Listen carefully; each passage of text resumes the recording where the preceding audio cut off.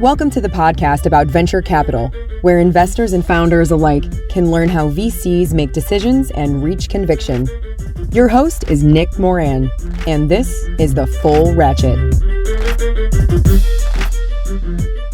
Samara Mejia Hernandez joins us today from Chicago. She is founding partner at Chingona Ventures, a pre-seed stage venture fund investing in overlooked growth industries, specifically within fintech, female tech, health and wellness, and the future of learning. Prior to Chingona, she was an investor at Math Venture Partners and worked in business strategy and asset management sales for Goldman Sachs. Samara, welcome to the show. Thank you for having me. I'm excited. Always a pleasure to see you. The office mate just across the hall from us. Yes. And we're doing this on Zoom, which is kind of funny. But Samara, walk us through your background and your path to venture. Yeah, so starting all the way back. So my life started in Mexico, where I was born. That's relevant to today. But I was born there. I came to the U.S. when I was 6 years old. So grew up in a dual language, multicultural, low-income household. That's the lens I've always brought to my investing style. Picked up math quicker than I picked up English. So that's what led me to study engineering at the University of Michigan. And I fell in love with Wall Street. Goldman Sachs was at a conference, an engineering conference. And I was like, what do you guys do? This was back in 2004. So I had no idea. And was able to do 2 internships there. I worked in the public markets. It was a great time to be in that industry at the time. And then I joined full-time right in the beginning of the last financial crisis. So that was an interesting time to sell financial products during one of the worst markets and when we were in the news every single day. So it taught me a lot about sales, but essentially it's still solving a problem, what I did in engineering. And then I was there for most of my early career, went to Northwestern for my MBA, and then did an internship at an angel group here in Chicago, fell in love with early stage investing. And then when I graduated, I convinced Mark Ackler and Troy Hennekoff to hire me, and they did. And so I was able to spend time with them across Fund 1 and Fund 2. And then really helping build the firm from the ground up. And it taught me a lot that now is applicable in launching my own firm. So I was there for about 5 years, and then I launched Chingona Ventures in April of 2019. That was a Fund 1. And then just this year, we launched Fund 2. Amazing. And what was the angel group that you started out with, out of curiosity? So West Suburban Angels. West Suburban Angels. Okay. All right. Do you know them? I used to have an office in Naperville, and I used to call Naperville home. So that's the HQ for West Suburban. Yeah. Well, very good. Well, tell us more about the thesis at Chingona. So we aim to be the first and largest check into any company. We're true pre-seed investors, and we've gone pre-product, pre-revenue, pre-name, pre-pre-pre. So we're not afraid to go super early. We like to go into industries that we know, that are growing, that are massively underfunded. So sectors are fintech, future of work, femtech, food tech, health and wellness, and future of learning, what we call it. And I like to invest in next generation badass founders that don't fit your traditional mold. And so that's the thesis we've gone with, because we saw an opportunity in the market. When I started in venture capital, I saw an opportunity to go in earlier, especially in areas like the Midwest that don't have huge angel networks. It's growing and it's getting better, but certainly not like Silicon Valley. Go in industries that were growing but not getting funded, where consumer demographics were changing, and then founders that didn't fit your traditional mold. Amazing. So it sounds like you're leading deals if you want to be that first check, super early. Do you have ownership requirements as well? Yeah, we try to target, when I modeled it out a few years ago, it was 10%, but obviously the market changed, valuations were all over the place. So we're looking at 5 to 10% equity ownership, entry equity ownership, but we pretty much buy up equity pre-Series A. So we like to build it up to 10% pre-Series A. Got it. I want to talk more about the market later on, but this might be a good time. What are you seeing in the pre-seed seed landscape? Are valuations coming down, or are they about the same as they were during the peak of the hype cycle in 21? I'm curious to hear your thoughts. Yeah, so we actually did we collected data on this. So we have an inbound submission where anybody can submit their business. And so we collected valuation expectations for founders that submitted their business to us the last 4 quarters, just to see if the market had actually corrected in the pre-seed and seed. And so we pulled out all pre-seed and seed deals. We look at about 3,000 deals per year. And over the last 4 quarters, up until about 2 or 3 weeks ago, not only had valuations not gone down, they went up slightly in the second quarter. So what that was showing was that valuation expectations for founders wasn't necessarily coming down. It was absolutely coming down in the growth markets, as we were seeing, because they're directly tied to the public markets. But it usually takes about 9 to 12 months in the private markets to see it. And so we hadn't necessarily started to see the valuations go down. However, we are getting a ton more inbound seed plus deals because Series A funds have slowed down essentially, or companies are raising an additional seed round or bridge round to get them through to the Series A. So we're seeing a lot more of that. I do think we're going to start to see a correction in valuations this quarter and into the fourth quarter. And even from investors, we're starting to make sure the company has enough runway, call it a year or 18 months, to really prove out that initial thesis. We're no longer overpaying, right? Basically, what does that mean? That means like a $10 million cap with a deck and nothing else, which was starting to become common in the last 2 years. And we're not closing as fast, like deals were closing after a 30-minute meeting the last years, which is crazy. And so it's nice to do due diligence again. It's nice to get to know the founder again, both for them to get to know us and for us to get to know them. So it's a needed correction. It's a needed, deep breaths in the industry, but it's still something we're watching, especially with our portfolio companies. So are you pouncing on some of these opportunities at Seed Extension or Seed Plus when they're coming back to market, or are you kind of foregoing those? Yeah, there was actually Gail Bowman from Vitalize VC here in Chicago posted something on Twitter, and she tagged a bunch of us. And I think I was the only one that said no. A lot of people were like, yes, we're finding opportunity. Look, I did start to look at some of these, right? Because it's not like they're bad deals. They're really good deals. And even some deals that we looked at that we just passed on that are getting a lot of traction. But what the conclusion I came with was that that's not the money that we raise. That's not the thesis we raised off for our LPs, right? It's an area that we know we're less comfortable with. I mean, Bullpen, basically raised their whole fund off of this, and they know it, and they've made money off of it. Where we like to be the first check-in. We like to be the first institutional check-in. We like to be very involved with the companies. So the C plus is, we'd be a smaller check. It's a bigger round. We wouldn't be as involved. Our entry price would be high. We'd have a low equity ownership. We can't buy equity pre-Series A. So there's all these things that just don't make sense for our fund. But, like with anything that's hot in the market, you kind of look at everybody on Twitter saying that they're looking into it, and you're kind of like, should I be doing this? But ultimately, I decided not to, and to focus on what we know best, and that's the pre-seed market. And how did you decide on pre-seed and to stay at pre-seed with a new fund? So when I was at Math, actually, we did seed to some growth. And I personally just love getting in so early. I love working with founders super early when they have the idea stage, and I'm very comfortable with it. I know it's very risky for a lot of people. I know they're going to change a couple of different times, hopefully not too much because pivots are expensive.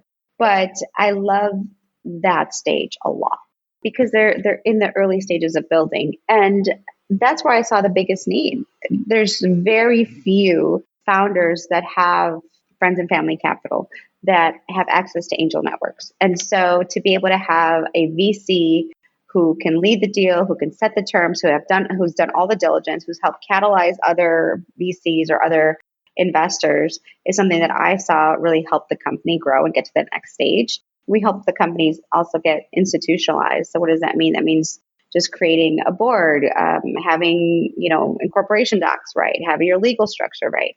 And that's something that people wait until the seed stage. And for many seed investors, even, some will do that, some won't. I mean, just the basics that you need to become a venture-backed company is something that is often not put together, and it could be expensive later down the line. And especially with a lot of the founders that we back, they may not know that or understand that. And so they have all these other things their way of, having to have more traction than many other people, having to have more attractive valuations than many others. And so getting that right, getting that together helping the company institutionalize, helping them raise the next round, put together their deck, helping them think through the different revenue streams, help them with their pitch, all the things. But I love that stage. Not everybody does, right? There's some people that need to have data, want to use that to make investment decisions, that are uncomfortable with the risk. I personally love it. And that's why I've decided to stay there. And also, right, I mean, there's a higher risk return profile, a lot riskier, but if you can get it at a $3, $4, $5 million cap and get acquired for anywhere 400 million plus, that's not a bad exit, depending on how much they raise. Yep, 100%. Yeah, I noticed you've taken a number of director seats and observer seats with startups. What's kind of your approach to boards and when to form them, and how many you feel like you can sit on? Yeah. So right now I have 9 board roles, 4 with board directors and 5 observers. So the goal is to get off of a lot of these, right? Once the company gets to past pre-seed, and I won't go past 9 essentially. So what I feel grateful about is that many times when I've gone to companies to get off the board, they've said, we'd just like you to stay on for one more round, just because hopefully I provide some value. That's the goal of the board, besides representing the shareholders and all other things. And so I'm grateful for that. And many times I do join the board because I'm the only one that represents the customer base. I'm the only one that represents, who they are, who they're targeting on their cap table. They want a different perspective across the cap table. And so I'm grateful to be able to provide that. But they take a lot of time, and, but I personally love it. I personally love being so involved with the company, and that's what I truly enjoy. But the goal is to really get them institutionalized, to get to that next point, to get them to just create, financial models, understand how to approve things, understand how board meetings are run, understand how to put a deck together. Oftentimes, literally, I'm saying, this is what we talk about at the board meeting. People don't even know. This is what we need to approve. And so it helps the company get more structured. Now, that being said, I know not everyone agrees with having a board at the pre-seed. Sometimes people can say, it's a distraction. And my goal is not to be that.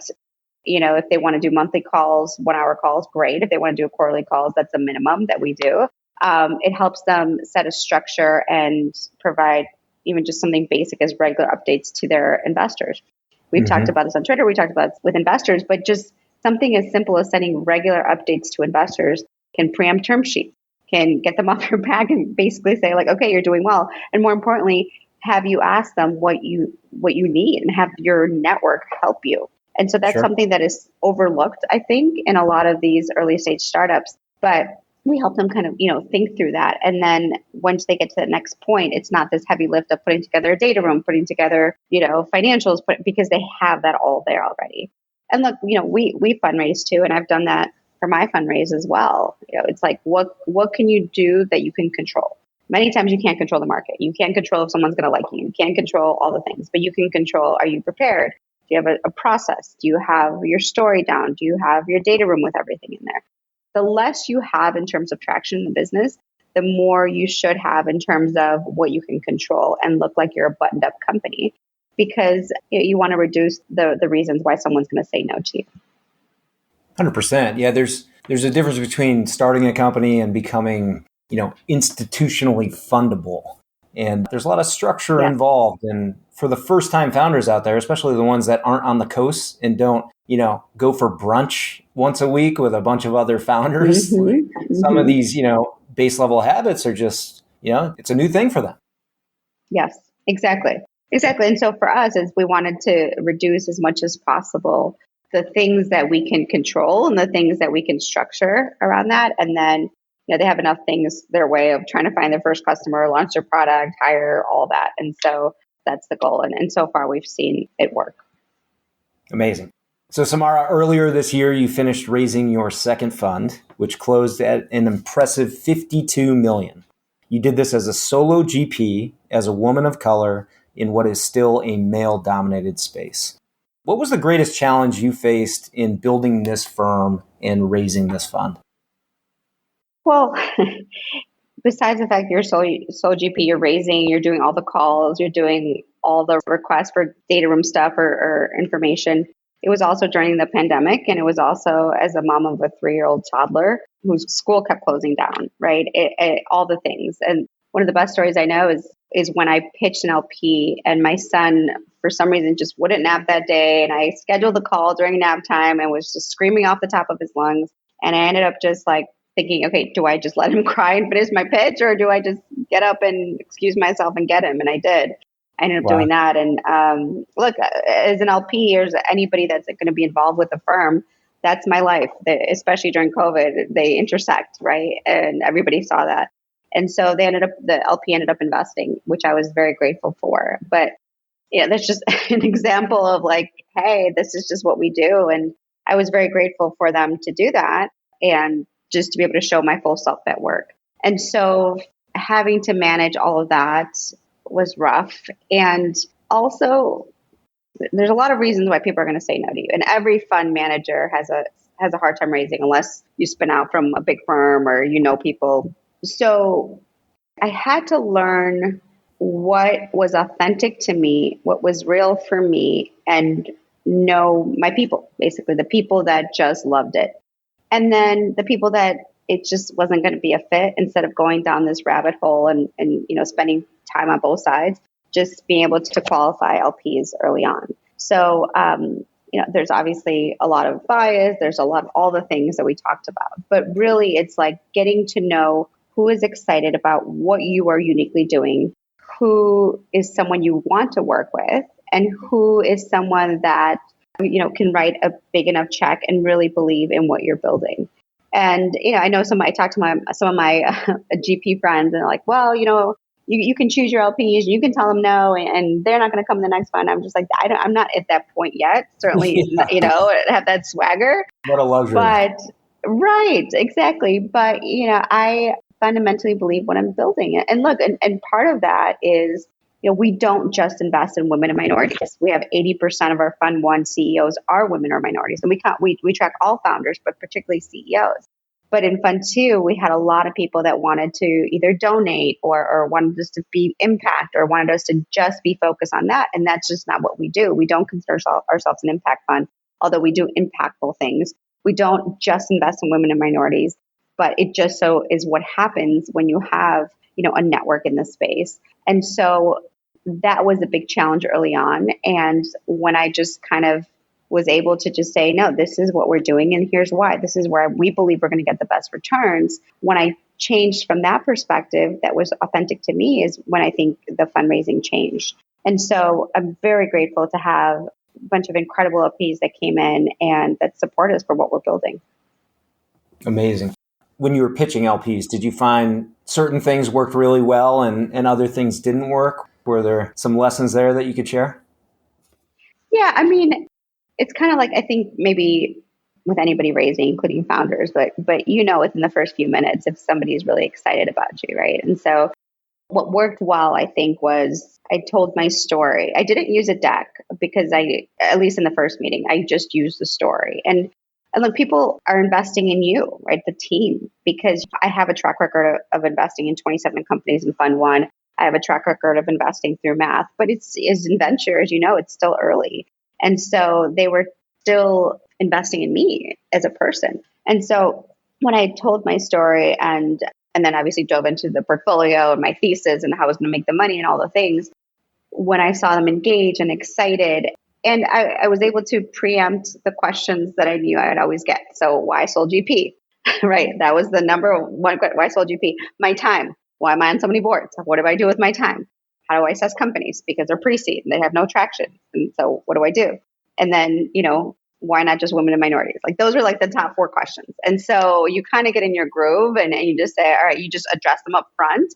And so then you can get into like the good meaty stuff. And if those 4 questions were still questions in the beginning, kind of like, well, I'm Solo GP. So if you absolutely need someone that's not Solo GP, this is just not going to work.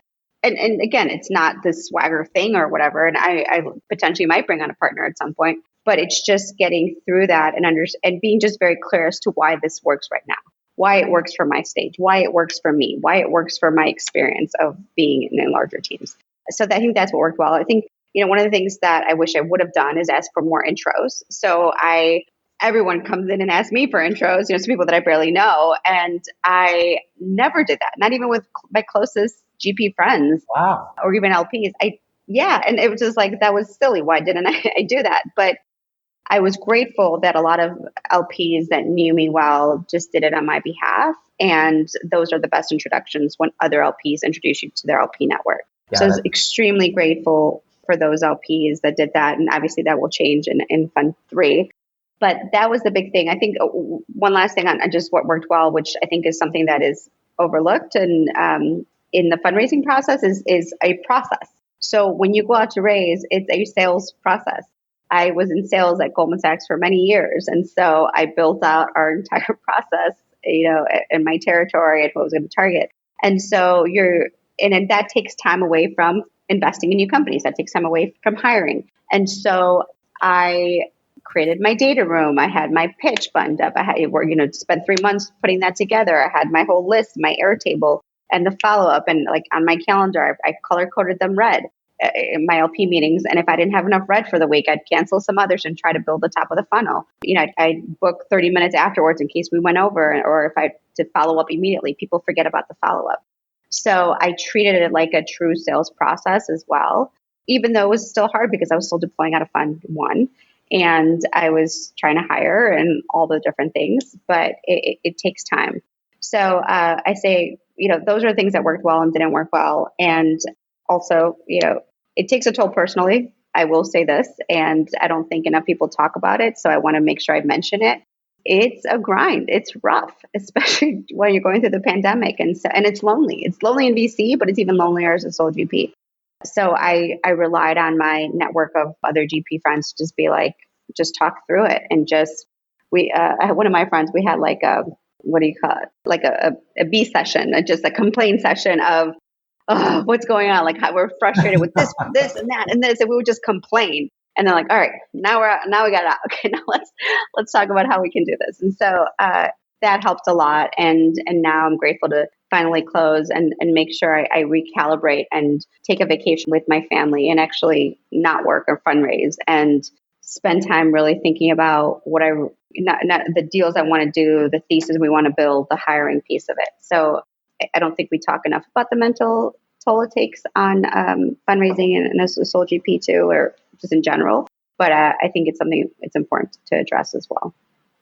Yeah, it's a common misconception. I think people don't realize the sacrifice and the effort that goes into running an investment firm and raising capital and being a solo GP.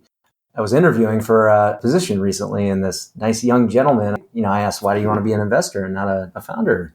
Well, I don't want to do all the work and I don't want to do all the late nights. I want to pick and choose the people. And I was like, oh boy, you don't understand. This is a business as well. Yes. Especially during the fundraising, as you mentioned, late nights, 7 days a week, it's a lot of family time that's missed and hobbies and even fitness, everything in your life that creates some balance. All the things. Very tough. Yeah, very tough during the fundraising. Yeah, I mean, like it just didn't work out as well. All the things, I would wake up at 3, 4 in the morning instead of working out like I normally do, is just start emailing. So yeah, it's rough, but we got through it. And I think now is a good time to focus on that piece of it before the next fundraise. Awesome. So how did the strategy change during the fundraise, right? As you took the fundraise target up and you thought about portfolio construction, deployment, walk us through how the strategy evolved. Yeah, so Fund 1, we targeted 30 companies. We invested in 27. And Fund 2, we were targeting 30 companies. We were targeting a $25 million fund size, and we were still going to focus on pre-seed. How that adjusted was in our first close last year, we got 80% of the way there of our initial target. So I was grateful that there was market interest. And also valuations were increasing aggressively. We had modeled out $3 to $5 million pre-money valuation. Pre-seeds were going up to 20 million, pre-money or caps. And so we wanted to make sure we still were the largest check-in. We had our equity ownership. And so we wanted to increase our check size. We increased our fund size slightly from 30 to 40 targeted investments, where we will lead about a third of those. And we have follow-on capital now. We didn't have much in Fund 1. And so we did our whole model to get to the return that LPs need. But that was the biggest thing, is increasing our check size, slightly increasing our portfolio fund size. And that was the biggest thing. So we were grateful to over double our initial target. And especially in this market now where we close, and it provides us capital to be opportunistic and to deploy and to continue to double down on investments that are working, especially in a market when it's hard to fundraise. And it's because we have inside information. So that's another reason of getting on the board and being so involved with the companies, because you have that. And so I've had examples of companies that came to us and said, oh, we're going to go out to raise because we need this capital for this. And I'm like, wait a minute. I saw that. I know exactly what they're building. I know exactly how much they need. Why go out and raise? We can give them a term sheet, or we can give them a bridge round literally the next day, and they can get back to business. So it's a win-win for both parties. So yeah, that's what we did to slightly make changes, but our strategy of being the first and earliest investor was always our strategy from the beginning. Yeah, Samara, I think to date you've inspired many in venture and beyond with your story and everything you've been able to build at Chingona. Can you talk about the vision 3 years from now and then more of the long-term vision for your firm? Yeah, I want to build an enterprise, right? I want to have us go beyond the small dollars, right? Founders need the big checks. And there's a lot of funds that were raised the last few years, especially for some of the early checks, the pre-seed, the seed, but there's less on the growth side. There's less on Series A and B. And we still rely on the traditional players, on the bigger players for those checks. And so my goal is to build that entire funnel, the entire capital stack, and to build an enterprise. I need to prove out fund one and I need to prove out fund two. And, one of the things that we talked about internally as fund managers, but also Henri mentioned this, I think on LinkedIn or Twitter, Henri from Harlem Capital, is that a lot of people have invested in groups like ours, and more women, more minority women, even less, right? But like we've started funds, we've been raising, and, there's a lot of failure in venture capital. Most VCs don't do well and they fail. But we just feel like there's a spotlight on us because, we need to make sure we get the returns, but people are going to say, well, this is why we don't invest, right? This is why we don't get a lot of the funding. And so I think there's an increased pressure. And I appreciate you saying that people have reached out and looked up to what we've done. And I'm very, very grateful for that. But it's also something that we need to prove and to be able to open the doors for a lot of other people to get more capital. I don't want to be the 0.1% of women, Latina GPs in the country. We need to open that up and open doors for people. So I've been involved in some of those efforts through certain organizations, just through the community network, mentoring, guiding, helping through that. But ultimately, it's returns that we need to prove out. And so that's what we're working on. Okay. So in light of that, it's all about the returns. It's all about investing in the right startups. Let's talk about that. So it begins with the sourcing, and then we move on to selection. How are you sourcing deals today? Where are they coming from? And how do you filter all the volume? I mean, we get substantial volume, and the press and everything else, around Chingona, I imagine your volume is off the charts. So, how do you weed through it? Yeah. So my background is industrial and operations engineering. So I like process, I like structure, I like using technology tools to automate things. It also, I think structure and process allows for removal of some bias. And I got that concept early on with a venture fund in San Francisco that wasn't a lot of cap tables of founders I was looking at, and a lot of women and minorities. And I was like, does this firm have an initiative to invest? Like, why am I seeing them on all these cap tables? And it was like, no, they don't take any warm intros. Everything's through their website. They make a decision pretty quickly and they get back to a founder. And it's like, you have to have a minimum MRR. You have to have a minimum, like all these different requirements. And what I realized is that a lot of founders that are in the space, or many times that reach out to us, do have more traction than other people, do have all the things. There's just this added layer of bias around, I don't understand your market, all the things, founder, CEO, background, all that. So for me to be able to process a lot of inbounds, but then also to be able to reach founders that wouldn't necessarily have access to a venture capitalist, and to try to remove some bias in the process, we have a structure that most people love, where anybody can submit something through us. It takes 5 minutes to submit your online application. And this is whether you find me on Twitter, on LinkedIn, you send it, Nick, whoever it is, everybody goes through the same process. And it allows us to quickly assess, all right, This is a founder based outside of the US. It doesn't make sense to take a meeting. This is outside of our thesis. This is outside of our valuation, round size, all the things. And so we look at every single submission that comes through because it clearly say yes or no. It allows us to be transparent and get back to founders very quickly.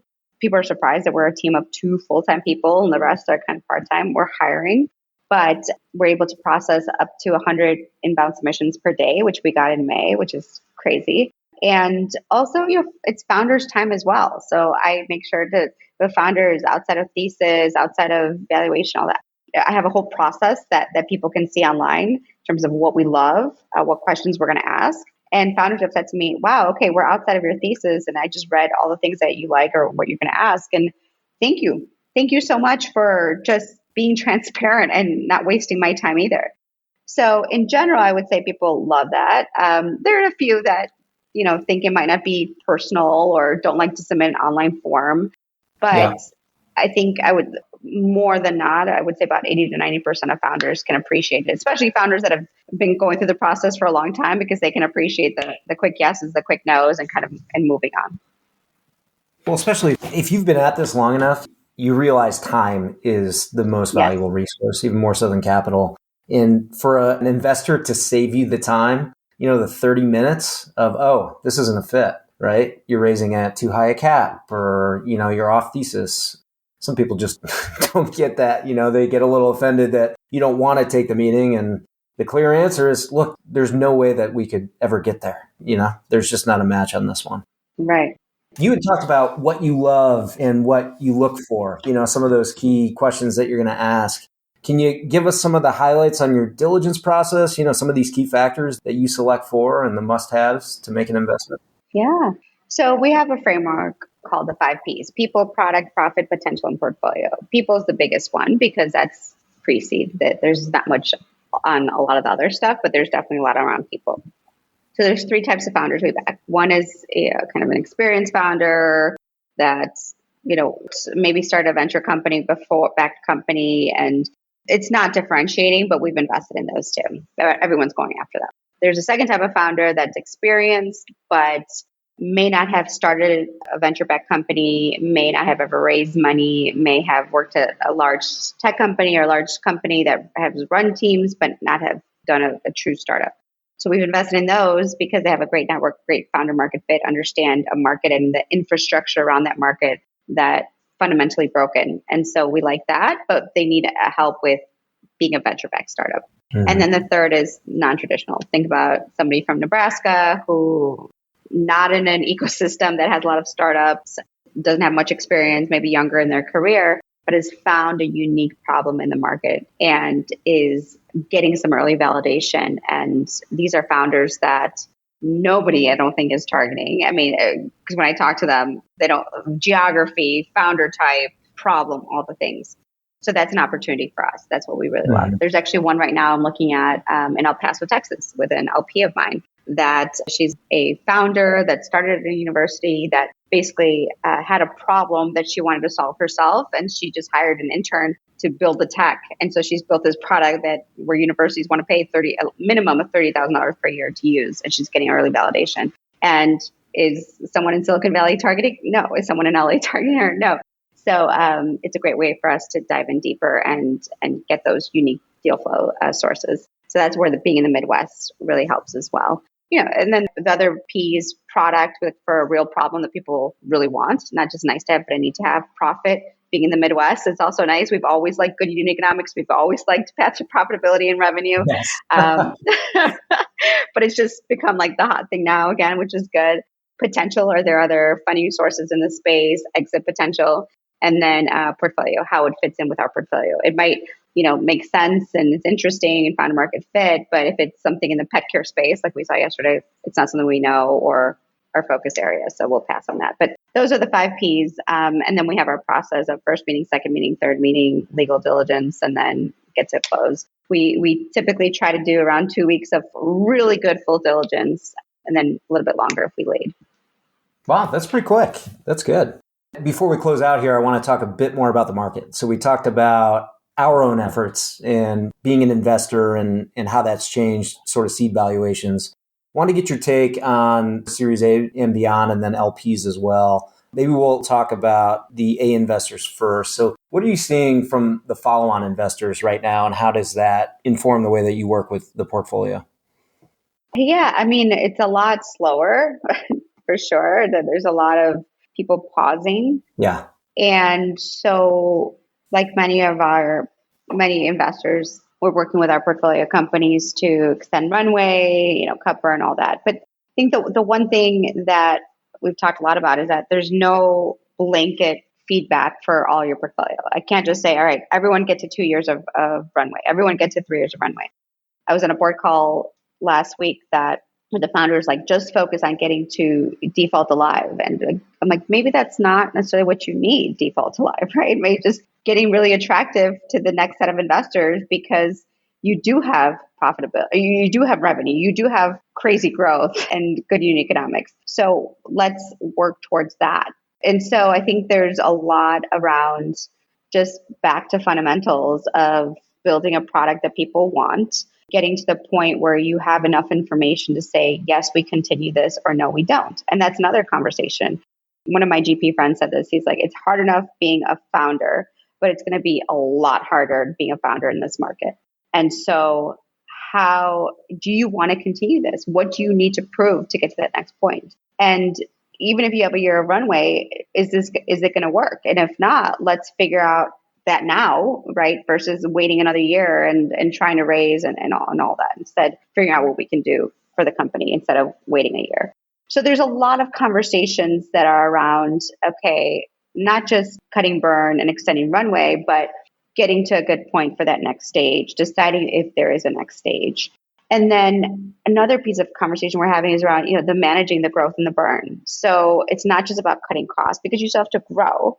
Sometimes flat growth is going to be good, especially in, certain markets or certain types of startups. Sometimes 40% month over month growth is going to be really good. And you can do it in this market.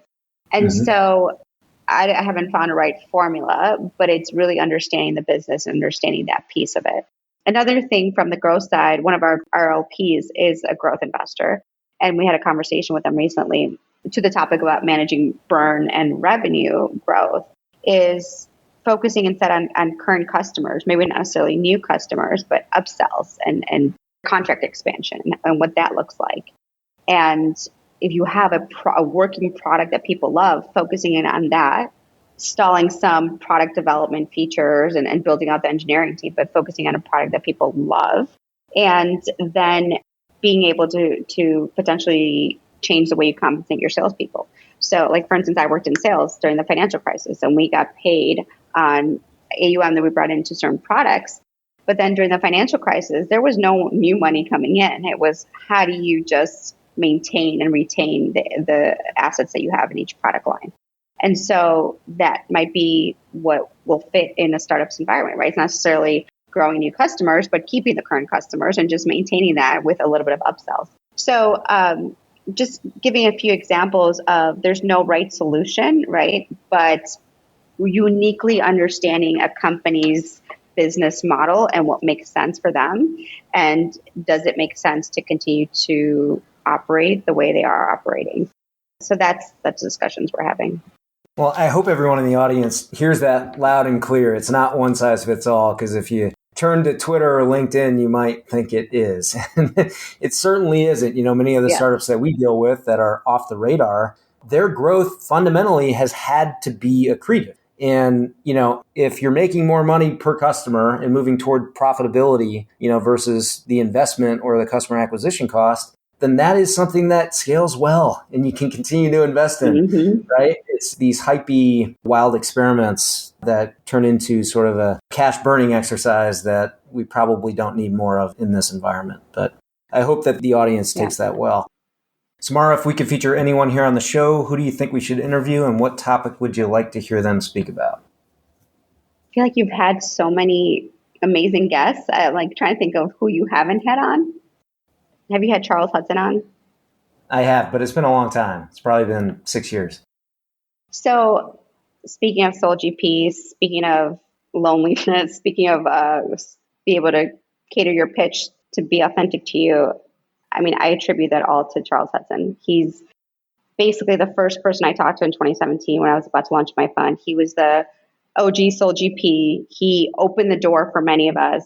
He is way over allocated with his time and still finds 30 minutes once a quarter to meet with me and to help me with these crazy things and to be vulnerable. And so I would have him on. Anything you ask him, I think he just drops bombs. But I think it would be important to hear, right, how the landscape has changed, how he thinks about it, how he's been able to be contrarian in San Francisco, right, where everyone's technically contrary, but he was the first of its kind. And he could raise much bigger funds, but he's been intentional about keeping it, 50, 60 million. And his reasoning why he has like 90 investments per portfolio, which is nuts, right? And a lot of people tell him no, and you're not going to be able to get returns, but he's been able to show a track record around that. So yeah, I guess the big topic is being the first out of many and leading the way for many of us and finding time to give back. I think that would be a good topic. He is amazing. We'll have to revisit that and get Charles back on the show. Yeah. Absolutely. Samara, do you have any tools or hacks that are a secret weapon? In venture capital or just in life? Well, I guess. No hacks per se. I think, for me, it's not necessarily a technology hack or anything like that. I think it's something that I used earlier in my career when I was in sales. And what I realized being in venture capital space is it essentially is sales. You're convincing LPs to invest. You're convincing other investors to co-invest with you or to get you into a deal.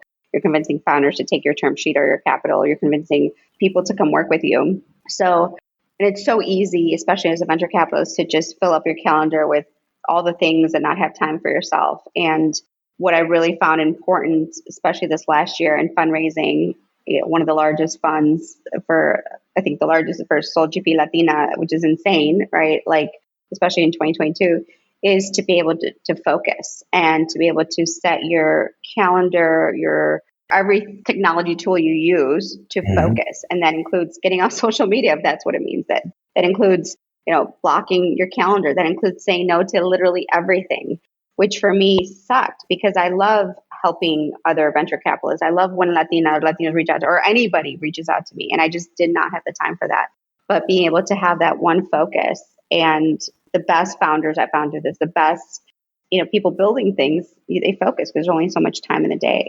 And so to be able to do that and to then really think through what are my priorities. And the first thing is family. So I don't do many evening events. I've just canceled like 5 this past week for, Hispanic Heritage Month because it falls on a Wednesday or it goes past 7 p.m. where I can't see my son go to bed. And I travel a lot. So if it means that I'm away from my child, if it means that I don't get sleep, if it means that it's on the weekends, it's not going to happen unless it's super important. And so that's my first priority. And then for the last year, it was fundraising. So anything outside of fundraising, I just didn't take. Right now, it's first and foremost portfolio companies and deploying and then some other initiatives, family first, right? And so for me, it's like, all right, I need to get my workout in. I need to take care of myself. Workout in. I need to do all the things for myself first. I've been meditating now, reading. And so it's like on the plane, put a mask on yourself first before you put on anybody else. And I've learned that as a parent. Being a parent has taught me a lot. I'm sure you know this. And that's what I try to do for others. So if I'm not feeling well, if I'm not focusing and being able to do what I need to prioritize, then I can't be there for other people. So I've done a lot of that. And instead of back-to-backs, you taking breaks, making sure you in the summer now, going for a walk and just releasing a lot of that energy and making sure to I digest what just happened in that meeting. There's specific hacks that probably don't have time for, but maybe I should write a blog on all the things that I do because people have been asking me for that as well. And I think we could all share because I'm learning too how to better optimize my time, but prioritizing and making sure you focus on the things that are most important to you. Well, good lesson for investors and founders alike. And then finally here, Samara, what's the best way for listeners to connect with you and follow along with Chingona? So on our website, chingonaventures.com, we have our full process. We're very transparent. If you're a founder that wants to tell us about your business and potentially have us partner with you, and we'd be grateful to do that. There's a submit form. You tell us your information. We look at every deal that comes through. We also have a document that explains our entire process and basically what we're going to ask you throughout the process. So we have that there. And then you can sign up for a newsletter where we have regular updates on the website. So that's the best way to contact us. Perfect. The firm is Chingona. She is Samara Mejia Hernandez, the largest Latina Solo GP in the country, as far as I know. Samara, congrats on all the success, and thank you so much for sharing a bit about your story today with us. Thank you for having me. I really enjoyed it. Always a pleasure.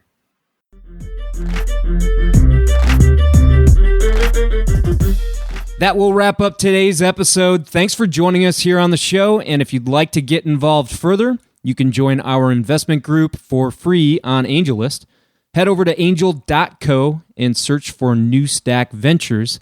There you can back the syndicate to see our deal flow, see how we choose startups to invest in, and read our thesis on investment in each startup we choose. As always, show notes and links for the interview are at fullratchet.net. And until next time, remember to overprepare, choose carefully, and invest confidently. Thanks for joining us.